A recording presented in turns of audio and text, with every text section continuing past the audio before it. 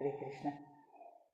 Bom dia, gente. Vencemos mais um dia aqui, um dia que começa com aventuras incríveis, com os mestres patos querendo entrar, não conseguindo sair, o guardião não conseguindo entrar, o outro querendo subir, o outro querendo descer, enfim. Agitadinha amanhã aqui. Muito agradecida por vocês me esperarem, desculpa o atraso. Estava organizando aqui, o mestre guardião passou por uma cirurgia ontem e está meio confuso, aturdido. E aí foi uma confusãozinha de manhã com chuva, com piscina, com mestres patos, enfim. Tô feliz de estar aqui. Muito obrigada.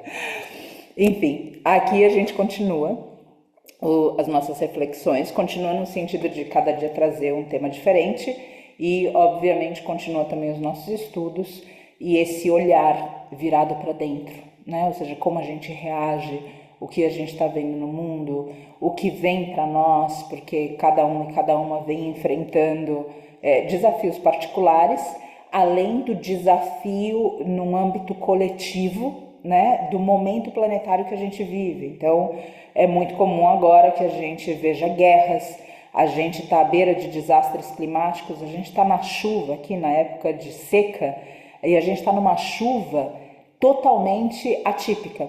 E isso me faz pensar o que vem pela frente na primavera, até com a formação do El Niño e tantas outras coisas que vêm furtivamente no cenário mundial planetário. Então, existe o desafio pessoal e existe esse desafio coletivo, né? Ou seja, desse momento planetário que a gente se encontra encarnado, que a gente se encontra encarnada, e como é que a gente vai buscar forças na gente para continuar lutando sem desistir, para continuar olhando para nós em lugares, por vezes, duvidosos, como por exemplo o medo, a insegurança, a desistência, olhar para tudo isso e ainda assim seguir pautada no bem, no justo, no amor e na compaixão.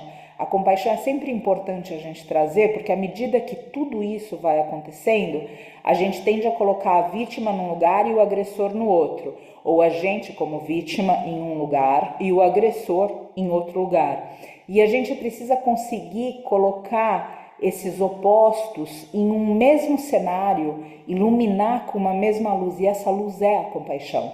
Ou seja, a compaixão pela vítima para que a vítima se cure, para que a vítima continue, para que a vítima possa de alguma forma passar por aquilo de uma forma íntegra, digna, né? Ou seja, a gente não necessariamente doente com uma doença precisa se sentir doente, né? Ou seja, tem um certo distanciamento quando a gente está em um lugar firme dentro da gente. E ao mesmo tempo, o agressor, a gente não trancar ele num porão no nosso coração, aonde a gente olha para o agressor como realmente, ou seja, alguém que não é digno, que não é digna da nossa compaixão. Principalmente a gente entendendo da lei de retorno, de como esse ser vai sofrer por fazer para outros seres. E aí, obviamente, tem o que é uma questão pessoal nossa e tem questões que são das causas que a gente defende. Então, dentro do que é uma vida, a gente pode falar, putz, se eu me meter ali naquela causa, eu vou ter dor de cabeça. E eu não estou aqui para falar que você não vai ter dor de cabeça, porque se você está numa causa pela justiça, até que aquela justiça se faça, que é uma mudança de paradigma na cabeça das pessoas, você vai ter dor de cabeça enfrentando todo tipo de desafio que possa acontecer para aquela justiça se estabelecer. E é muito importante a gente reconhecer o que faz parte desse karma coletivo, ou seja, desse momento planetário, e o que faz parte da nossa história e como a gente se relaciona a esse micro e esse macro. Então, ter essa clareza o tempo todo para que a gente possa atravessar o que for. E a gente, outra vez, tomar muito cuidado para não trancar o agressor num lugar escuro do nosso coração. Porque onde a gente tranca o agressor, a gente também se tranca. E onde a gente se tranca, a gente de alguma forma vai somatizar, a gente de alguma forma vai sentir, a gente de alguma maneira vai estar ligado e ligada àquele agressor, àquela agressão. E é um lugar nosso que precisa de cura. Então, tomar muito cuidado para não separar. E aí, nessa separação de um lado e um do outro, a gente fala da dualidade. E dentro da dualidade, a gente traz uma reflexão para hoje, que é o medo e a coragem. porque é muito frequente que a gente tenha medo, que a gente sinta medo. E o medo, se a gente pensar em encarnações, a gente não está sentindo só na encarnação humana. Então é uma emoção que a gente tem muita intimidade, porque mesmo sendo um mestre animal, a gente sente muito medo. Imagina, sendo um mestre animal, qualquer momento alguém pode te comer, basicamente. Né? Ou arrancar seu couro, arrancar teu chifre, ou fazer um teste com você, ou o que quer que seja. E até mesmo no reino do mestre animal, eles também, dentro de uma questão que não é exploratória, também existe um predador e uma presa. Então imagina o medo que esses seres sentem e como a gente passando de encarnação para encarnação e a gente transitando em vários corpos, para quem acredita nisso e não numa linha linear, onde a gente vem de um ser inferior que é uma pedra, vira uma planta, vira um animal, vira essa bênção que é ser ser humano, e daí a gente está mais próximo de Deus, do divino, porque o próximo passo é ser divino. Não nisso, mas dentro de uma trajetória onde o espírito encarna, onde ele tem mais possibilidade de aprender. Então, olha só que visão diferente do que a gente geralmente tem de outras doutrinas, inclusive da doutrina espírita. Eu não estou aqui para questionar a sua fé. Eu estou aqui para fazer a gente, de alguma forma, se provocar num pensamento aonde a gente encaixe dentro de nós a melhor resposta. Então, eu não estou aqui para convencer vocês que isso daqui é a verdade. Eu estou aqui compartilhando com vocês visões do Oriente que fizeram sentido para mim, e aí vocês sintam o que faz sentido para vocês. Porque só cada um e cada uma consegue sustentar a própria verdade do coração. E é importante que você tenha uma verdade lúcida no seu coração, porque o mundo vai mexer com você. E se você não tiver essa firmeza interior, o mundo vai derrubar até a tua fé. O mundo vai quebrar teus sonhos, o mundo vai mastigar você e vai cuspir os teus restos. E você sabe disso. Eu não preciso estar aqui para falar isso. Então, eu estou questionando dentro de um lugar saudável, para que a gente tenha provocações, inclusive para pensar em coisas que às vezes a gente nem pensa. Porque, ou seja, quem tem tempo, né? E a gente está fazendo tempo para isso, acordando o horário que a gente está acordando, para de repente pensar em coisas que... Então, no Oriente, essa linha de que, bom, nascemos pedra, nascemos planta, nascemos... Não. De repente, se a gente pegar um Hitler, a gente pode pensar que ele pode ter encarnado de novo como uma pedra, dentro de uma consciência desenvolvida que ele não pode mais agir. Então imagina você ser uma pedra, amanhã você acordar pedra. Então, entende? Ou seja, não existe uma lei que diga daqui para cá, daqui para cá, daqui para cá. Existe uma lei que fala de evolução. Essa lei, sim, inquestionável. Agora, a lei que fala de um reino para o outro, isso é algo que foi pautado aqui, nessa história de que o mestre animal é menor e de que o ser humano é essa bênção que a gente está vendo. Olha a sociedade que a gente criou que reflete a bênção que a gente é. Então, ou seja, né, ter um olhar atento para isso. Então, com isso, no sentido da evolução, o Oriente fala para nós que a gente encarna aonde a gente deve encarnar para melhor evoluir. Então, de repente, se uma pessoa está ali de toda forma, imagina, num açougue ou num matadouro, a pessoa pode ter tanta identificação com aquilo e tantos lugares difíceis dentro dela que dizem, e esse dizem é o Oriente de novo, especialmente o Tibete, que os últimos pensamentos que a gente tem ainda encarnado e essa mudança de consciência, e no livro dos mortos tibetano, ele passa direitinho por onde a vida se esvai, as sensações que existem, o que a gente vai encontrar. É um livro bastante bonito para a gente, inclusive, fazer as pazes, porque a morte é um tabu na nossa sociedade. De repente tem uma cultura que fala, eu fui lá, vi e voltei. E outro dia também escutando a Jetsuma, de um jeito que a gente não precisa ter fé, e eu achei o argumento dela incrível, como brilhante ela é, e ela falava, você não precisa ter fé no que o Tibete está te falando, só procura as pessoas que já tiveram experiências próximas de morte, pergunta para essas pessoas o que elas encontraram. E eu achei o argumento da Jetsuma incrível, porque quando a gente lê o livro Tibetano dos Mortos, a gente precisa acreditar, então, bom, na morte vão vir me amparar, eu preciso rezar, eu preciso... E de repente, ou seja, pessoas variadas passam por experiências de quase morte, e quando elas voltam, é unânime. Elas encontraram alguém que tentou ajudá-las. Elas tiveram um grupo, elas tiveram contato com alguém que veio para ajudá-las. Então, esse argumento da Jetsuma é brilhante, de novo, porque tira a gente do lugar da fé cega, onde a gente precisa acreditar que existe alguma coisa melhor. E já coloca para nós que realmente, ou seja, o corpo é uma parte grosseira de um sistema que engloba também algo sutil.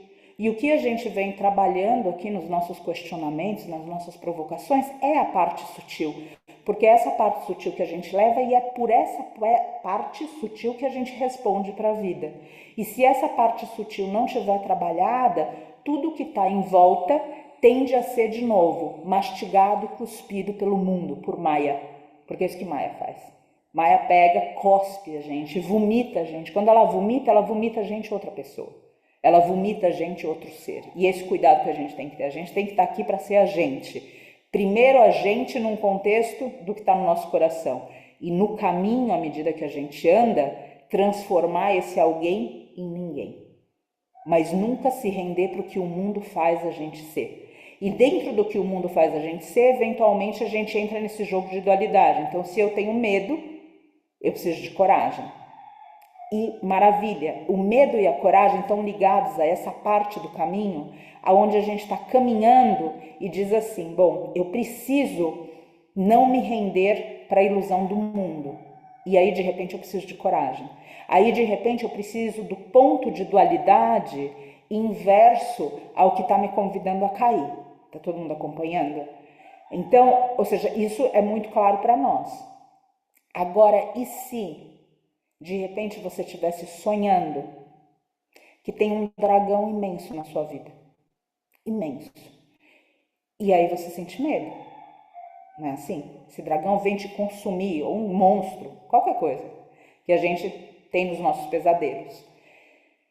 E aí, no momento que a gente está invocando toda a coragem, que a gente está sentindo muito medo, mas que de alguma maneira a gente sabe no pesadelo que a gente precisa ter coragem para enfrentar aquele monstro, toca o despertador. Quando toca o despertador, você precisa ter coragem ou você precisa acordar? Então, com isso, eu deixo para vocês. Existe dualidade no mundo. E o Buda já deixou para nós, para a gente se manter num lugar saudável na nossa mente. Mas eu estou aqui para lembrar que muitas vezes o dragão é o despertador. Dentro do Vedanta existe uma expressão muito bonita que diz que o mestre leão aparece no pesadelo não para matar a gente, em Maya, não para ferir a gente, mas para acordar a gente. Então eu venho trazer isso aqui para nós, porque sim, a gente precisa se manter num lugar alto na nossa mente. Mas lembra que às vezes o que está acontecendo é para acordar a gente.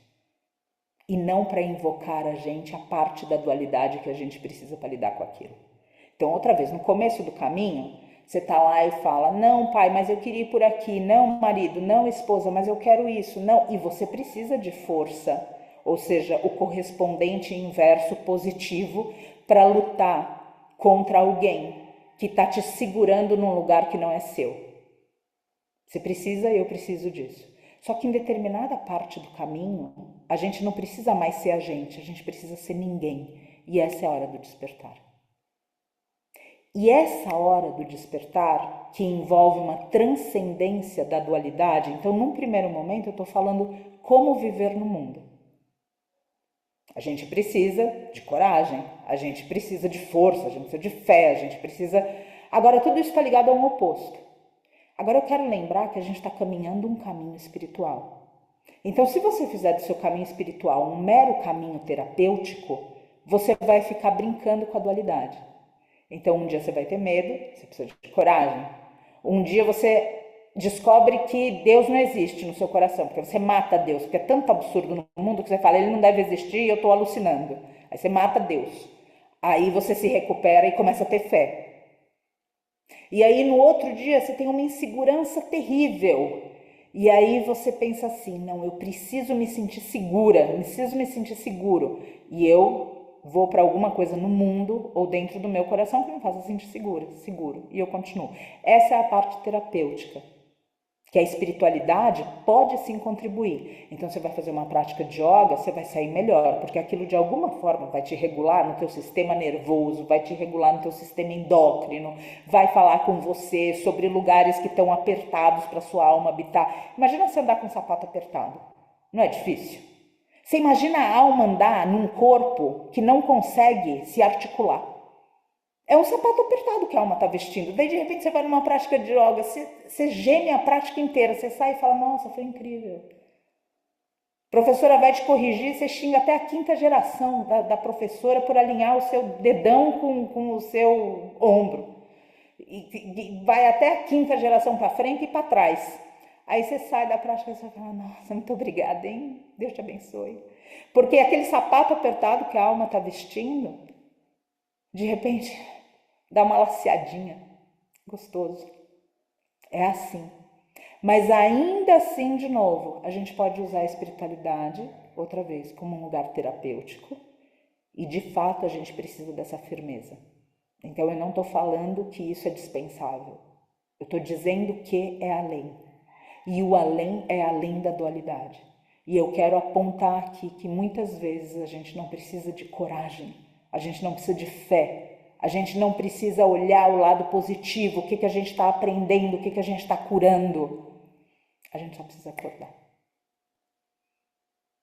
E quando a gente coloca esse olhar no que está acontecendo, às vezes as perdas, as desilusões, que o professor Hermógenes tão brilhantemente também falava. O que é desiludir? É sair da ilusão. Gente, então na desilusão, em vez da gente sofrer, a gente poderia colocar o nosso joelho no milho e ficar agradecendo Deus o tempo todo, sair da ilusão, sair da ilusão, sair da ilusão. Brilhante a colocação do professor Hermógenes. Mas a ilusão é tão gostosa que quando, dói. Mas outra vez, doeu, mas precisa sofrer? Doeu, é ruim? Como que funciona essa história da dor? Pesquisa isso. E de novo, será que é para invocar o oposto? A parte terapêutica é ótima, só que a espiritualidade não está aqui para manter a gente vivendo bem num mundo ruim. Esse é um uso muito pequeno da espiritualidade. A parte da virtude da espiritualidade é só um dever para que a gente possa desenvolver a mente necessária, o coração necessário, o corpo físico necessário para um ponto de transcendência. Então, toda vez que a desilusão aparecer, que o convite para esses opostos num lugar superior convidar a gente, presta atenção se o leão, mestre do seu sonho, é alguém que vai te ferir ou alguém que veio te acordar. E se você conseguir olhar nos olhos dele, no momento que você está lá invocando a coragem e perceber que, na verdade, ele está te acordando de uma ilusão, você não vai mais ter medo do leão. Você vai agradecer o leão. Você vai transcender aquele mestre leão. E aí, com isso, o que vem na vida, eventualmente como algo ruim, a gente coloca uma outra conotação naquilo tudo. A gente coloca uma conotação que não é mais terapêutica, não é mais, de novo, viver bem no mundo ruim. A gente aturar o mundo de um lugar positivo e saudável. É um ponto de transcendência. Então eu quero trazer aqui para nós hoje pontos de transcendência. O momento da dor, quando a espada atravessa o peito. Você precisa se curar? Você pode se curar? Você precisa sentir amor pelo agressor? Você precisa de alguma forma sentir compaixão, se manter não no ódio, mas nesse lugar elevado da incondicionalidade do amor? Tudo isso, terapêutico. E de fato a gente precisa. Agora o ponto é, será que esse ser, essa situação, veio para provocar o extremo oposto para a gente continuar na dualidade ou veio para acordar a gente? E se veio para acordar a gente, Não precisa mais do extremo oposto na dualidade, na parte elevada. Precisa só a gente agradecer. Agradecer o despertar que acontece. E quando a gente acorda do sonho, a gente olha e diz, nossa, às vezes a gente está até suado, né? Porque correu tanto do dragão, no sonho, acorda transpirado, em cima da cama, não saiu do lugar, mas está transpirado, em cima da cama. E daí a gente acorda e diz, nossa, que besteira, era só um sonho. Então presta atenção, que talvez as coisas mais terríveis que estejam na sua vida hoje, de toda a classe, não estejam aqui para fazer você uma pessoa terapeuticamente melhor, para que você use da meditação para ter paz em vez de viver no inferno mental, para que você use da prática de yoga, ou da dança, ou do tai chi, ou qualquer coisa que você pratique para tentar se centrar ao mínimo. Talvez não seja esse o propósito. Talvez em algum momento da jornada você vai perceber até quando eu preciso me curar. Porque quem está no caminho de cura sabe que é igual descascar cebola, só que é uma cebola cósmica, não tem fim, não tem miolo. Você vai falando, descasquei, agora vem uma cura, daí daqui a pouco tem a cura de 7 gerações para frente, daí daqui a pouco estão falando de 8 para frente, para trás, para cima, para baixo, não tem fim. Então, até quando você vai se curar? Quantas existências mais você quer saber de curas do passado, de manifestações kármicas que estão acontecendo agora? O Ramakrishna falava para a gente nem se meter no karma, porque não dava para... É como se fosse, sabe, novelo de lã vegana, que tá tudo misturado, você fala, nossa, esse é o karma. Ele fala, nem se mete com isso. Só vive realizando o que é Deus, o que é o divino.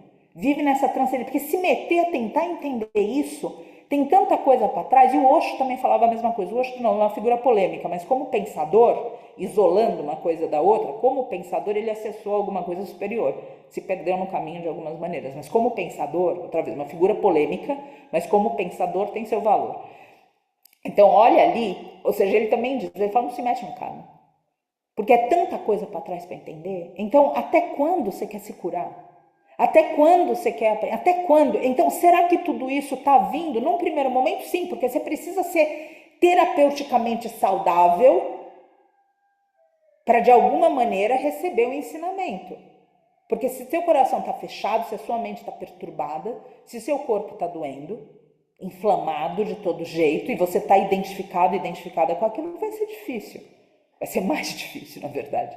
Então, o terapêutico tem seu lugar. Mas a meta é a espiritualidade. Se a meta é a espiritualidade, é possível que tudo isso que esteja acontecendo na sua vida tenha uma missão maior do que te fazer viver bem no mundo ruim. Talvez tenha a missão de te acordar. E se você colocar esse olhar em todas as desilusões que você já teve na sua vida, seja no abuso, no trauma, em um filho que perdeu, em uma mãe que perdeu, em alguém que você não conseguiu fazer ou falar, em alguém que fez e você não entendeu. Se você colocar esse olhar do despertar nesses seres, ou seja, passar da parte terapêutica, desse eterno curar-se, que é quase um vício. E hoje a cura virou performática também, então virou algo que é como se fosse um caminho, é um caminho sem fim. Porque eles não são vidas e vidas e vidas e vidas e vidas. Ou só pensa nessa, não precisa nem pensar em vidas e vidas e vidas. A quantidade, só que tudo isso é terapêutico. E dentro do que são os estudos orientais, eles não dizem para nós, quando terapeuticamente você for perfeita e perfeito, você pode se iluminar. Não, não é uma coisa linear, é vertical. E se é vertical, é esse susto, é esse riso, é esse momento da palma, é um instante onde você realiza.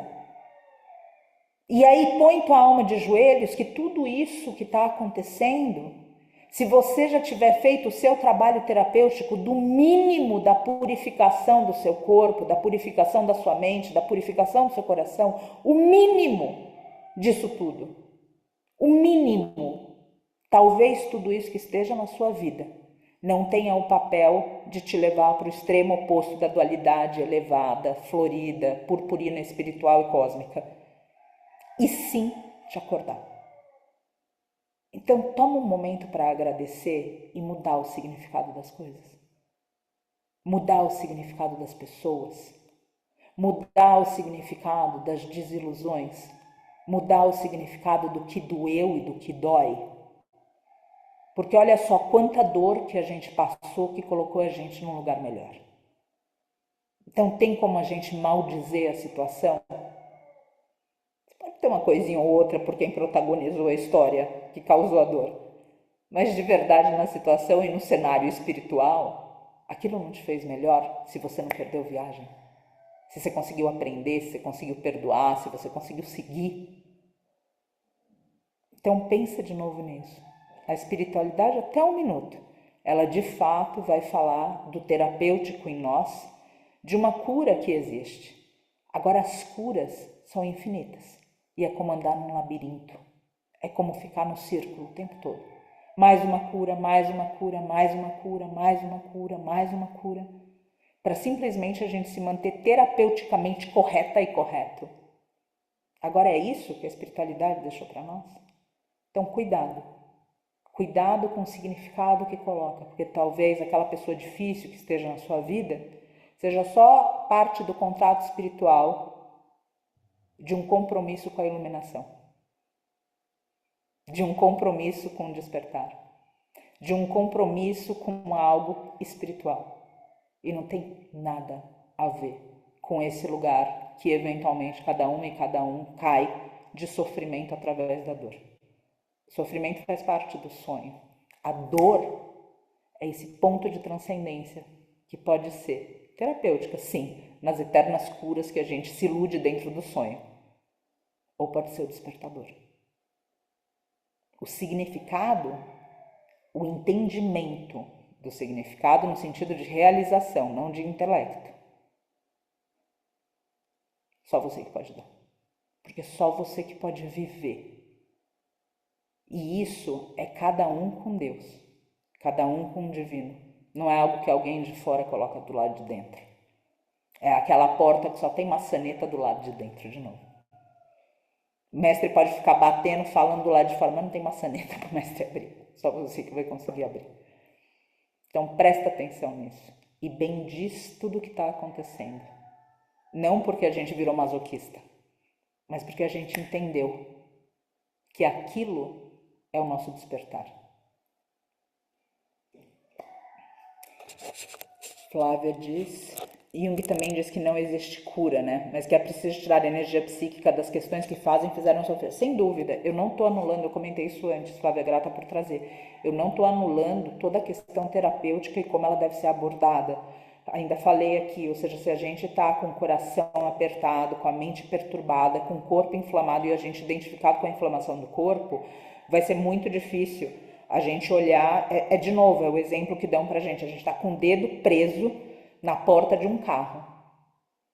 E vem alguém e fala pra gente assim, olha, se você meditar no divino, essa dor no seu corpo físico vai passar. E a gente olha, bate na pessoa e fala, pelo amor de Deus, abre a porta do carro. Ou seja, a parte terapêutica tem seu lugar para tirar a gente de lá. Agora, se a gente, quando chegou nesse ponto, que o dedo está preso na porta, a gente tem todo o trabalho para trás, na hora que a porta bate, a gente fala, opa, por aqui eu posso sair. E não por aqui eu posso fazer dessa dor meu sofrimento. É esse ponto de transcendência. Então, é realmente, ou seja, é muito válido o que você traz, e de novo, assim, exatamente, você pegou. Ótimo, graças, querida. É que eu não tinha certeza se você tinha visto para trás. Achei que vai perfeitamente ao encontro do aspecto espiritual que você citou. É isso aí. A gente vai integrando, né, dentro da nossa história, inclusive. Mas é só importante a gente ter isso claro. A parte terapêutica, sem dúvida nenhuma, como a Flávia trouxe aqui, essa integração que ela fez, é super necessária. Só que a meta da espiritualidade não é fazer você uma pessoa terapeuticamente correta, que passou por todas as curas de todas as gerações possíveis e imaginárias. É você fazer você transcender. Então pensa nisso. Cada vez que você encontrar a dualidade, você fala, aqui eu senti medo, eu preciso de coragem. Sim, vive com coragem que vai ser melhor para você. Ótimo. Mas será que você precisa de coragem ou será que você precisa acordar? Fiquem com reflexões para o dia de hoje? Que bom. Fico muito contente. Muito contente. Que isso reverbere e isso muda todo o significado do mal na nossa vida. Isso tira todo o peso de quem fere a gente. E isso, vocês conseguem ver como um mestre, alguém que está realizado, realizada no caminho, como essas pessoas são leves, como essas pessoas passam pelo que for, porque a gente tem várias histórias de iluminados que fazem o desencarne, que têm o desencarne por causa de um câncer, ou até mesmo Gandhi, que ainda assim conseguiu morrer, fazer a passagem com um mantra nos lábios. Então, a gente consegue imaginar o significado que essas pessoas estão dando para tudo aquilo? Quando a gente estudou Mahabharata, vocês lembram que Bhishma, em um momento que Arjuna, e quem não estudou vai acompanhar isso tudo e eu vou contextualizar, tem um momento que Arjuna não consegue cumprir o dever dele. E Krishna se irrita no máximo, e aí ele diz, eu vou fazer. Isso quebraria um voto de Krishna que falava, eu não faço por você, mas eu faço com você. Só que o que Krishna pensava naquele momento era articular algo que o Dharma vencesse. E sem que Bhishma morresse, aquilo não poderia acontecer.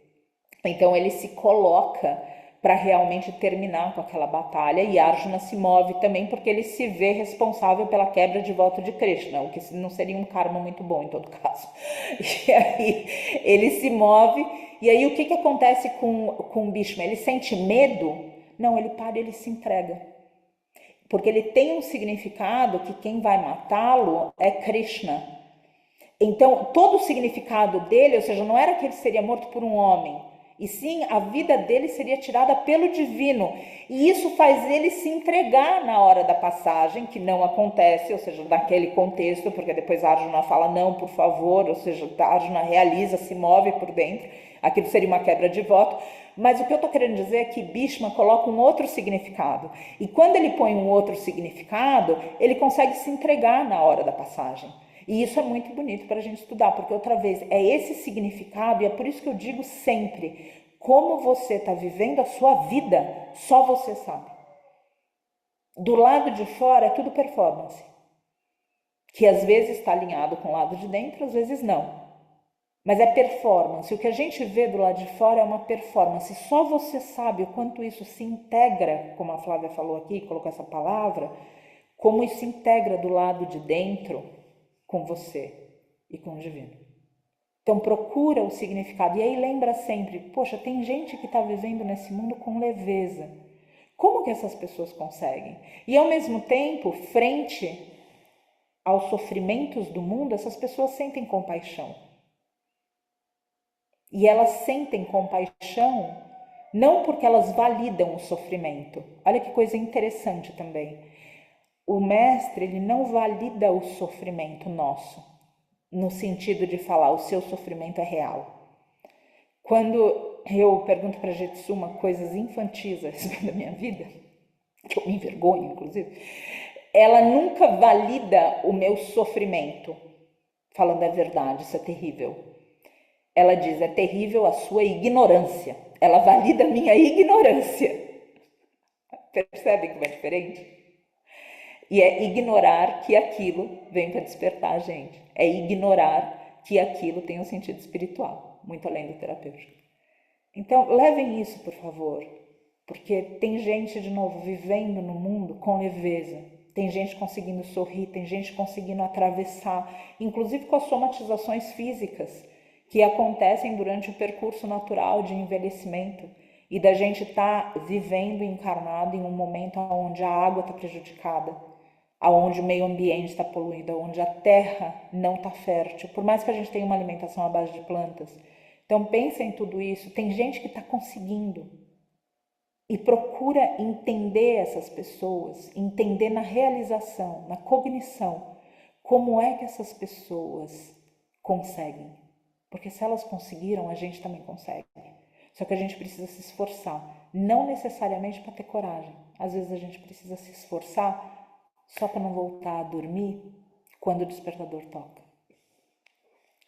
Graças, gente. Eu vou finalizar por aqui, que acho que a gente já percorreu bastante caminho para essas reflexões. Só peço e rezo que a gente tenha isso. Se a gente tiver isso claro, o que dói não vai ser sofrimento, vai ser só despertador. Vai ser só uma desilusão que a gente do lado de dentro vai ficar dançando, agradecendo que aconteceu. Não porque a gente sofreu com aquilo, mas porque a gente acordou com aquilo. Isso muda tudo, faz a gente passar pelo que for. Tem uma outra notícia dentro disso, eu chamei também a Jetsuma. A gente está passando por um momento conturbado aqui, quero trazer isso para fechar. E eu também nessa semana de muitas provocações, né, que a vida coloca, eu me peguei, na semana passada, na verdade, que isso já vem desde a semana passada, que eu estava esperando uma questão daqui se resolver para anunciar minha viagem para a Índia, porque eu tenho marcado um encontro já com a Jetsuma em outubro.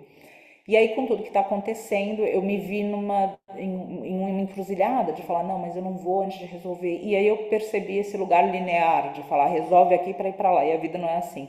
Então eu vou bancar essa história de realmente ir me encontrar com ela, de ter esse momento e de me refazer, de receber orientação que tanto faz sentido para mim, e voltar e, enfim, e continuar o que eu acredito que é aqui, abrir esses estudos e continuar tentando colocar na prática o que a gente estuda aqui. Dou risada porque, né, ô suador terrível, que aqui é tão fácil, de certa forma, a gente entender, né? A gente abre essa porta, a gente é alvejado por Maia, e daí tudo isso, não é para sofrer, é para acordar, não é coragem, não é medo, não é isso, né? Então, enfim, quando sai é mais complicadinho do que aqui, às vezes, é claro.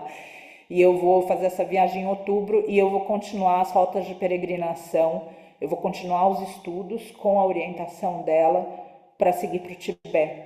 E essa viagem é mais cara do que as outras que eu fiz. Então eu vou abrir para quem quiser contribuir para isso. Isso não tem nada a ver com o Vale da Rainha. Quem quiser contribuir para isso de qualquer forma financeira, apoiar, eu agradeço humildemente. E vou colocar depois no grupo alguma coisa, mais outra vez. Me peguei a semana passada dizendo, não posso esperar isso se resolver para então continuar. Ou seja, a espiritualidade tem que estar presente. Eu preciso de alguma forma criar espaço para isso e não perder a oportunidade, especialmente porque ela já está com 82 anos de idade. Então não quero perder a chance. Daqui a pouco ela vai desencarnar e eu não quero perder a chance de não ir. E vou continuar as rotas de peregrinação no Tibete, nas cavernas de Padmasambhava e de Milarepa. Então agradeço muito, inclusive a proteção espiritual do pensamento de vocês, para que eu, como mulher sozinha, viajando por esses lugares inóspitos, esteja ainda assim protegido pela espiritualidade. Muito agradecida. Eu vou abrir o outro estudo, gente. Por favor, resistam. Vou pedir para a gente alinhar a coluna um minutinho. Respirar profundo.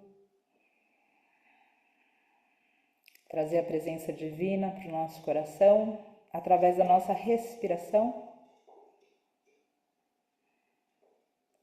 Inspira e expira. A inspiração e a expiração parecem antagônicas, mas dentro de um ciclo único, elas são a respiração em si. Você pode olhar o bem e o mal, mas você pode perceber que o bem, enquanto Dharma, é soberano, ele não é oposto. E, portanto, o que quer que seja que se manifeste na sua vida tem um papel dármico. Quando você conseguir enxergar esse papel dármico, não é mais sobre a dualidade, é sobre o despertar. E nesse momento existe leveza.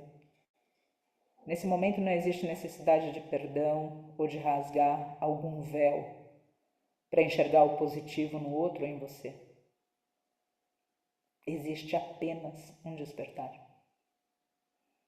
Com essa presença divina no seu coração, que o seu despertar seja nutrido, para que as ilusões do mundo não mastiguem você e não vomitem em você outra pessoa, para que você resista com o seu coração em paz, com a sua mente tranquila e com o seu corpo naturalmente saudável, independente da fase de vida que você se encontra, relembrando sempre que é comum a esse corpo que ele envelheça e que ele desenvolva doenças e eventualmente provoque o desencarne do espírito.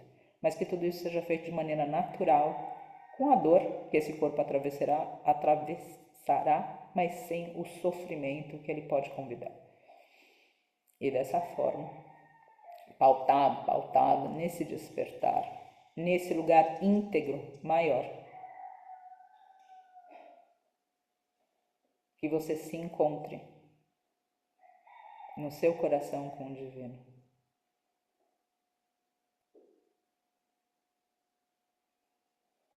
E que esse encontro seja como o de um rio desaguando no mar.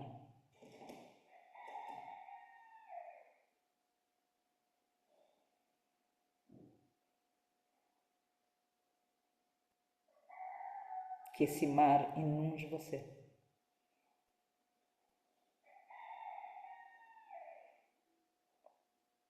E que essa paz não seja o oposto, que esse silêncio não seja antagônico, que seja apenas espaço e vazio. Apenas a realização que nunca existiu rio, nunca existiu mar, nunca existiu onda e nunca existiu oceano. Sempre foi tudo água. Sempre foi e sempre será unidade. Desperta.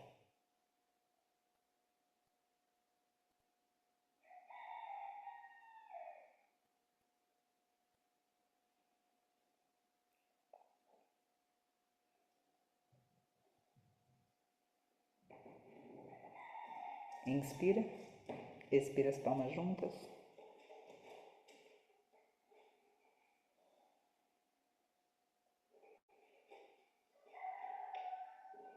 Toma um tempo para agradecer todas as pessoas, seres, circunstâncias e até mestres animais que eventualmente na partida te fizeram sofrer. Agradece agora se teu coração entendeu essa mensagem. Agradece agora pelo despertar que eles provocaram em você.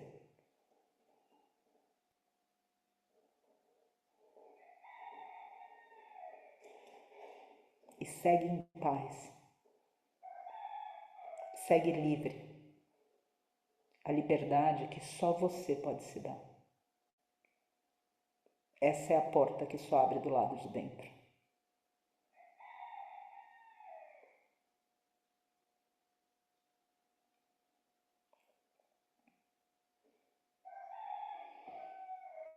Namastê. Abrindo os olhos. Muito agradecida. Tempo para banheiro, um copo d'água e retomamos os estudos. Ele é mais curto na sexta-feira, que é sobre tapas, mas eu peço pra gente rapidamente estar ali. Muito obrigada. Um grande beijo. Namastê. Beijo, Cristina.